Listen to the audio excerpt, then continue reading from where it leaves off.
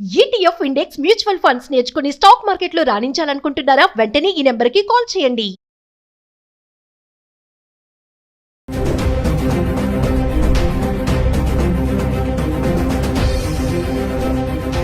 Hi hello నమస్తే, welcome back to Suman T. ప్రస్తుతం మనతో పాటు ఉన్నారు పబ్లిక్ స్పీకర్ రజనీ రమ గారు.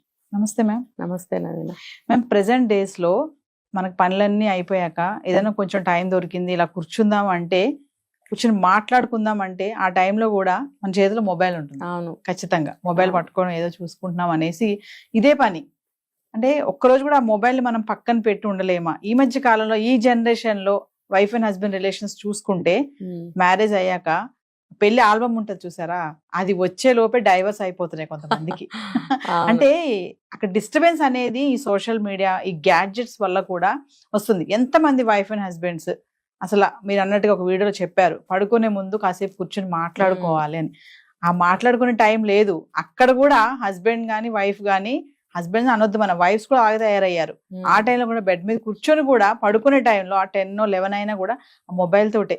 మరొకసారి దీనికి చెక్ పెట్టే సూత్రాలు ఏం లేవంటారా? వైఫ్ అండ్ హస్బెండ్ రిలేషన్ అనేది ఎన్నో కారణాల వల్ల కూడా దెబ్బతింటుంది. మరి ఈ గ్యాడ్జెట్స్ వల్ల కూడా దెబ్బతింటుందా అంటే ఒకసారి దాని గురించి. మీరు ఎక్కడికో వెళ్ళిపోయారు. పెళ్లిపీటల మీద అబ్బాయి చేతిలో అమ్మాయి చేతిలో ఫోన్లు ఉండట్లేదా? నిమిషానికి ఒకసారి తీసి చూడట్లేదా? చూస్తున్నారు.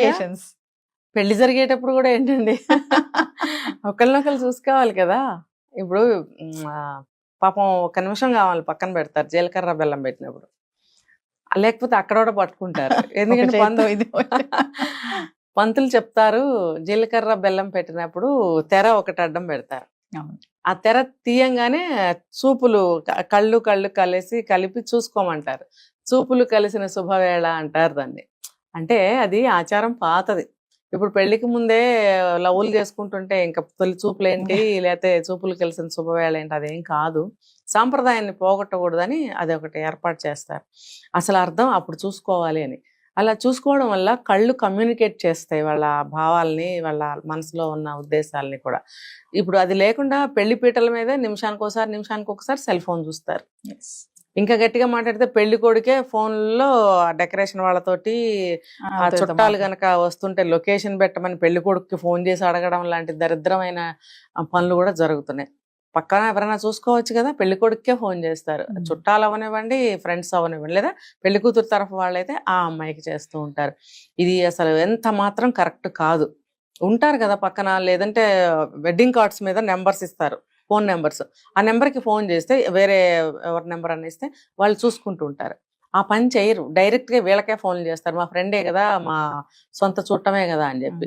ఇంకొకటి ఏంటంటే వాళ్ళు కూడా నిమిషానికి ఒకసారి ఏమైనా మెసేజ్లు వస్తున్నాయా వాటి కోసం వాట్సాప్లో ఓపెన్ చేసేసి చూస్తూ ఉంటారు. అంటే సరే పెళ్ళి అయిపోయిన తర్వాత కూడా ఇదే స్థితి.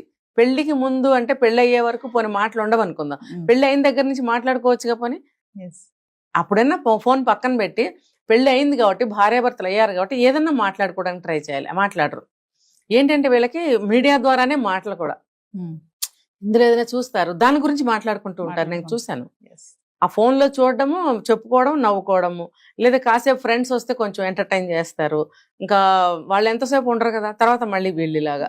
ఈ పద్ధతి అనేది పోవాలి. అంటే మీరు అన్నట్టుగా మేడం, మామూలుగా ఈ మొబైల్స్ లేకుండా ఒక గంట అయినా మనం ఉండగలుగుతామంటారా? ఉండలేము. అంటే అవసరం ఉంటేనే చూడాలి. మరి అందుకే చెప్పేది, ఇప్పుడు మీరు నేను మన అవసరానికే చూస్తా ఉందండి. అదే పనిగా దాంట్లో వేరే ఏం చూడం. ప్రోగ్రామ్ కి సంబంధించినవి మీరు ఏమైనా నోటిఫికేషన్స్ పెడితే చూడడము, నేను రిప్లై ఇవ్వాలంటే కూడా అంతవరకే కదా మనం చూస్తాము. అది అందరూ తెలుసుకోవాలి. అది మనకి అవసరాన్ని తీర్చే ఒక వరం. అది దేవత అని చెప్పుకోవాలి. అవసరాన్ని తీర్చే మంచి మనకి ప్రపంచాన్ని మన చేతిలో ఉంది అంటే నేనైతే దేవతా స్వరూపంగానే అనుకుంటాను. ఏది తెలియకపోయినా గబుక్కుని మనం అది చూసుకుంటే వెంటనే మన చేతిలో నాలెడ్జ్ పెడుతుంది. మరి అటువంటి దాన్ని మన అవసరానికి వాడుకోవాలి, కానీ అన్నెసరీగా పిచ్చి అన్ని చూడకూడదు. అవన్నీ చూస్తుంటే అవే వస్తూ ఉంటే అసలుది పోతుంది అనమాట. అందుకని మనం మంచియే చూస్తూ అవసరానికి అవే చూస్తే అవే వస్తూ ఉంటాయి. మనకి నాలెడ్జ్ని పెంచుకోవచ్చు. ఈ వీటి వల్ల ఏంటంటే గొడవలు వీటి వల్లే వస్తున్నాయి కుటుంబాల్లో. ఏ రిలేషన్ అన్న భార్యాభర్తల వయసు కూడా లేదండి. చిన్న పిల్లల దగ్గర నుంచి ముసలి వాళ్ళ వరకు వీటిల్లో పడిపోయారు. ఇప్పుడు తెలియనివి కూడా తెలుసుకుని మినిమం వాళ్ళకి ఎంతవరకు అవి వాట్సాప్లని మెసేజ్లని ఇంతవరకు ఫోటోలని ఇలాంటివి నేర్చుకుని వాళ్ళు కూడా అందులో మునిగిపోతున్నారు. మేడం ఈ మొబైల్స్ గ్యాడ్జెట్స్ వల్ల కూడా వైఫ్ అండ్ హస్బెండ్ మధ్యలో గొడవలు అవుతున్నాయంటే రీజన్స్ ఉన్నాయంటారు ఖచ్చితంగా. ఖచ్చితంగా. మీరు ఒక విషయం మర్చిపోతున్నారు. ఇప్పుడు వచ్చే గొడవలు కంప్లీట్ గా ఆ పాతకాలంలో వచ్చే గొడవలు లాంటివి కానే కాదు, ఇవి ఇలాంటివే. పాతకాలంలో గొడవలు మామూలుగా కుటుంబం గురించి కానీ, భర్త చెడు తిరుగుళ్ళు తిరిగినా, భార్య తప్పులు చేసినా, పిల్లల గొడవలు వచ్చినా, చుట్టాల గొడవలు వచ్చినా వాటి గురించి ఉండేవి గొడవలు. ఇప్పుడేంటి ఖచ్చితంగా ఇది ఈ సెల్ ఫోన్ వల్లే వస్తున్నాయి గొడవలు. ఈ సెల్ ఫోన్ తోనే గొడవలు వస్తున్నాయి. ఏంటి ఒక కాసేపు కాదు, కొంచెం సేపు కాదు, 24 గంటలు ఫోన్లోనే ఉంటున్నారు పెద్దవాళ్ళు కూడా. నేను చెప్తున్నా, ప్రతి ఇంట్లో ఈ సమస్య ముఖ్యంగా ఆడవాళ్ళు ఎదుర్కొంటున్నారు మగవాళ్ళ గురించి. ఏం చేయాలి మరి మేము కూర్చుని ఖాళీగా అంటారు. ఏంటి ఏం చేయాలి, ఇంట్లో తిరగచ్చుగా, ఇంట్లో అటు ఇటు తిరగచ్చుగా, ఆడవాళ్ళు తిరగట్లేదా ఇంట్లో? ఆ పని ఈ పని ఈ పని పని తిరుగుతున్నారుగా, మీరెందుకు ఖాళీగా కూర్చోవాలి? ఇప్పుడు సాఫ్ట్వేర్ జాబ్స్ అయినా సరే అదే పనిగా చైర్లో కూర్చుంటే వాళ్ళు ఫ్యాట్ అయిపోవడము, వేరే వేరే హెల్త్ ప్రాబ్లమ్స్ రావడం జరుగుతున్నాయి కదా. ఎన్ని ప్రాబ్లమ్స్ వస్తున్నాయో అందరికీ తెలుసు. ఒక్కటి కాదు, ఒబేసిటీ ఏంటి, కొలెస్ట్రాల్ ఏంటి, ఇంకోటి ఏంటి, అసలు ఒళ్ళు బద్ధకం వచ్చేసి ఒళ్ళు పెరిగిపోయి ఐడిల్గా అయిపోతున్నారు. అసలు బుర్ర కూడా మందం అయిపోతుంది. ఇంకా వారు దేని మీద ఉండదు, ఆ సిస్టమ్ ఉంది, సిస్టమ్ పని చేసుకుంటూ ఉంటారు అంతే. ఇంకా లేగవరు, మధ్యలో ఫోన్ చూసుకుంటూ ఉంటారు. ఒకవేళ జాబ్ అవర్స్ అయిపోతే కూడా ఇంకా దీంట్లో వేరే ఎందుకంటే మాకు కొంచెం రిలీఫ్ కావాలి, రిలాక్సేషన్ కావాలి, ఎంటర్టైన్మెంట్ కావాలి అని మొదలు పెడతారు. అదేంటంటే రేగి చెట్టు కింద గుడ్డివాడు అని ఒక కథ ఉంది. ఒక చిన్న కథ చెప్తా. ఒక గుడ్డివాడు ఉన్నాడు. అందరూ బాగా తిరుగుతున్నారు, నవ్వుకుంటున్నారు, మాట్లాడుకుంటున్నారు, అటు వెళ్తున్నారు ఇటు వెళ్తున్నారు, మాటలు చెప్పుకుంటున్నారు, నవ్వుకుంటున్నారు. పాపం ఈ అబ్బాయికి ఏం కనపడదు. ఒక చోట కూర్చోబెడతారు. ఇది ఎప్పుడు పాతకాలం కథ కాబట్టి ఓ పక్కన కూర్చోబెడతారు. కూర్చోబెట్టినప్పుడు అతను ఏం చేయాలో తెలీదు, ఎవరి మాటలు వినపడవు. ఒక చోట కూర్చుంటే ఎక్కడో ఉంటారు వాళ్ళు నవ్వుకుంటున్నారా, తింటున్నారా, తాగుతున్నారా, తిరుగుతున్నారా, ఆడుకుంటున్నారా, పాపం ఈ అబ్బాయికి ఏమీ తెలియదు. అప్పుడు ఒకసారి చెప్పాడంట, నాకు ఏమీ తోచడం లేదు, నాకు ఏం మాటలు వినపడట్లేదు, ఏమి తెలియటం లేదు, మీరు అందరు ఎక్కడ ఉంటున్నారు అని అడిగితే వెటకారంగా అన్నమాట. వెటకారంగా ఏం చేశారు, ఆ ఒక వ్యక్తి నువ్వు ఒక పని చేయని చెప్పి తీసుకొచ్చి ఒక రేగి చెట్టు కింద కూర్చోబెట్టాడట. ఆ కొమ్మలు ఉంటాయి కదా, ముళ్ళుతో ఉంటాయి కదా, అది ఇట్లా గాలికి ఇట్లా కదిలినప్పుడల్లా కొంచెం ఇట్లా తగులుతుంది. కొంచెం దూరంగా కూర్చోబెట్టి ఉండొచ్చు, మరీ గీరుకుంటే రక్తం వస్తుంది కదా. జస్ట్ ఆ కొమ్మ తగిలేటట్టుగా కూర్చోబెట్టి అది గాలికి ఎప్పుడైతే ఇట్లా కొమ్మ కదులుతుందో అప్పుడు నీకు ఇట్లా టచ్ అయినప్పుడల్లా నువ్వు నవ్వుతూ ఉండు అని చెప్పారట. పాపం నిజమే అనుకుని, అమాయకత్వం అయిన రోజులు కదా, నిజమే అనుకుని గాలి వీచినప్పుడల్లా కొమ్మ కదిలి ఇట్లా రాచుకుని వెళ్ళినప్పుడల్లా ఓహో వీళ్ళందరూ ఎక్కడ నవ్వుకుంటున్నారు, ఏదో సరదాలో ఉన్నారంటే కనపడదు కదా అని చెప్పి తను కూడా నవ్వటం మొదలుపెట్టాడు.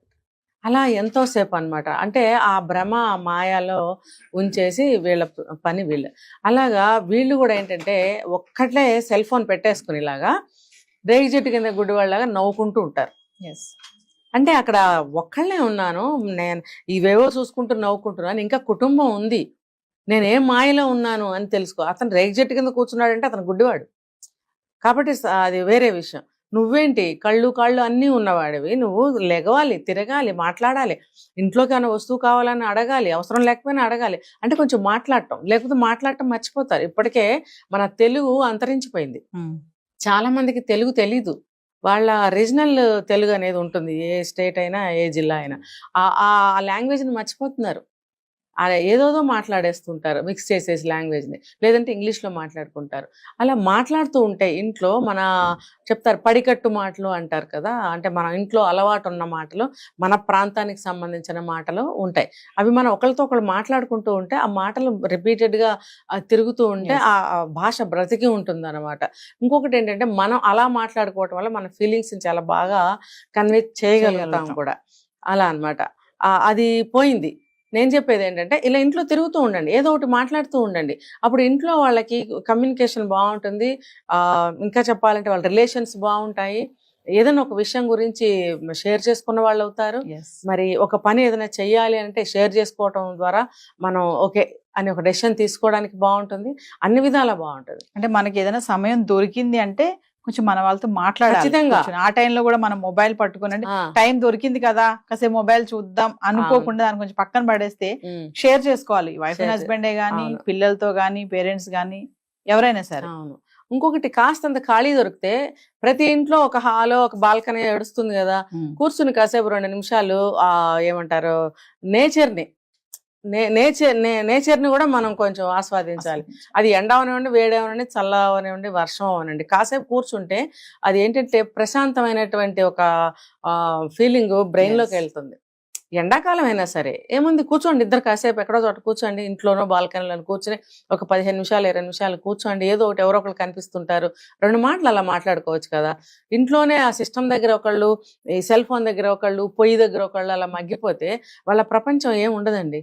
అసలు మనకి మన మానసికమైనటువంటి భావాలు కట్ అయిపోతాయి, తర్వాత మన ఆలోచనలు కట్ అయిపోతాయి, మా సంబంధాలు కట్ అయిపోతాయి, అన్నిటికీ రీజన్ అన్నమాట అది. Yes. ఇప్పుడు మొన్న ఒక జోక్ కూడా మనం చూసాం ఒక చోట, భర్త ఎప్పుడు చూసినా సెల్ ఫోన్ చూస్తున్నాడు అని చెప్పి లాక్కుని టీవీకి వేసి కొట్టింది, పుట్టింది. 2 పోయాయి. అంటే అడుగుతుంది ఎంతసేపటికి మాట్లాడి, ఇంకొక ఆవిడ ఆ సిస్టమ్ తీసుకెళ్లి అవతల బారేస్తే అప్పుడు కానీ లేచి రాలేదు. అంటే ఆ భార్యకి ఎందుకు కోపం వస్తుంది, ఆ వచ్చిన కోపంలో రీజన్ ఉందా లేదా, న్యాయం ఉందా లేదా అని ఆలోచించగలగాలి. నా ల్యాప్టాప్ తీసేస్తావా, నా ఫోన్ తీసేస్తావా అని చెప్పి తిరగబడి కొట్టడం, లేకపోతే హత్యలకు వెళ్ళిపోతున్నాయి అలాంటి కోపాలు. ఇవన్నీ కాదు, ఎవరికి వాళ్ళు అర్థం చేసుకోండి. సిస్టమ్ దగ్గర ఎంతసేపు ఉండాలి, సెల్ ఫోన్తో ఎంతసేపు ఉండాలి, ఇంట్లో వ్యక్తులతో ఎంతసేపు, భార్యే కాదండి ఫ్యామిలీ ఉండదా, పిల్లలు ఉండరా, పిల్లలు ఇంతోళ్ళు ఉండొచ్చు, అంతోళ్ళు ఉండొచ్చు, డిగ్రీలకు వచ్చిన వాళ్ళు ఉండొచ్చు. మరి ఫ్యామిలీ అయిన తర్వాత ఎలా ఉండాలి బాండ్? Yes. నలుగురు చేతిలో 4 ఫోన్లు ఉంటాయి. నేను ఈరోజు మార్నింగే చూశాను, మా ఇంటి పక్కనే ఎక్కారు కారు, ఎక్కి ఇంకా ఇంత దూరం కూడా రాలేదు, ఒక 10 అడుగులు, అక్కడ ఒక 7-8 ఏళ్ల పిల్లాడు కూర్చున్నాడు ఫ్రంట్ సీట్ లో. అక్కడ ఇల్లు ఎంత దూరం ఉందంటే రోడ్డు మీదకి వచ్చి ఇంకా 1/2 సెకండ్ కూడా కాలేదు, సెల్ ఫోన్ ఓపెన్ చేసేసి చూసేస్తున్నాడు. పక్కనే ఫాదర్ ఉండొచ్చు డ్రైవింగ్ సీట్ లో. మరి ఎందుకు ఎలా చేస్తున్నారు? ఆ పిల్లాన్ని రోడ్డు మీద చూడరా బాబు, ఆ ట్రీ చూడు, ట్రీ మీద ఫ్లవర్స్ చూడు, లేదా పక్షులు ఉంటాయి చూడు, రోడ్డు మీద కుక్క ఏదో కనిపిస్తుంది చూడు, పిల్లి కనిపిస్తుంది చూడు, అక్కడ టెంపుల్ ఉంది, పూజారి వస్తున్నారు, అవన్నీ వాతావరణంలో ఉండేవి, అవన్నీ కూడా ప్రకృతిలో. అవన్నీ ఎందుకు చూడమని ఎందుకు చెప్పరు? ఒక లాక్కుని జేబులో పెట్టుకోలేడు ఆయన, ఫోన్ ఎందుకు ఇచ్చినట్టు? ఇంత పిల్లల దగ్గర నుంచి పెద్ద పిల్లల వరకు ఎంతమంది ఉంటాయి ఇంట్లో, అంతమంది చేతిలో సెల్ ఫోన్లు, ఇవి స్మార్ట్ ఫోన్లు ఉంటున్నాయండి, మామూలు ఫోన్లు కావు. మరి ఎవరి ప్రపంచం వాళ్ళు, ఎవరికి కావాల్సిన వాళ్ళు చూసుకుంటాడు.